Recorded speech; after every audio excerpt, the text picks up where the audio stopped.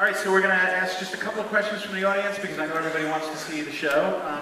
Can you go over, Jason's over there with the microphone. I don't know if you can make your way through the crowd.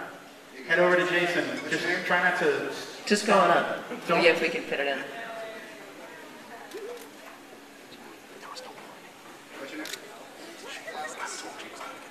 Hey. How interested would you be tonight in hearing the EP of a band who has been extremely inspired by you and loves you very, very much? I would be extremely psyched to get your EP. Whether or not I can actually listen to the whole thing tonight is unlikely. But yeah, just come find. I'm going to sign after the show, so just come and give it to me. So, you want to do one, two more? Let's do two more. All right, now I won't be long-winded. It's pretty strictly about what we're talking about. So, Twitter, the music business. So, that was kind of about the music business. Well, let's go. This is Alan. Hey.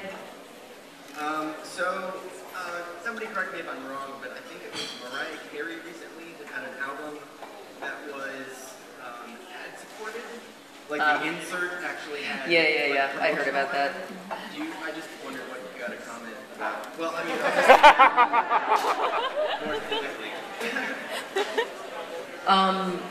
What was the specific question? just if you have like if you think there's any viable means for that, like if an artist decides to do it themselves, or if the label's pushing it, or if there's any excuse for it whatsoever. Yeah, I mean, I'm not ever really against anything. I mean, I think you do what works for you in whatever moment you're doing it. And I would never say, like, I don't know, endorsements are just, completely ridiculous and stupid. Because for some artists, especially pop artists, they can work and it can help. And, there might be a band who can only go on tour if they, hang a giant Heineken sign behind their band. But, they have to be willing to live with the consequences of that. They may have the kind of fans who don't mind, who don't care. And if that's the case, it's like, it can be a good thing. And especially if there's a product that you really want to endorse. Brian and I used to talk all the time about the fact that we would be totally okay taking an endorsement from Dr. Bronner's Castile soap. Because we fucking love it. And we use it. And it changes the world when you read that fucking bottle. Sadly, we asked them and they didn't really have a lot of money to endorse a rock band. But it's like the way things are going now, there are no rules. You can do whatever you want. But as a Mariah Carey fan, as anyone really, to open up that CD and see like, this CD was brought to you by Duracell and Ford, and just like, that makes you feel like shit. So, you need to, if you're gonna do it, you need to be very, very tasteful about it, and you need to really take your fans, or your potential fans, into consideration, because, even though you're in business, you're making art, and you have to be very, very careful how you fuck with it. Or don't fuck with it, because you can lose your credibility like that if you go selling yourself down the river. Okay, one more question?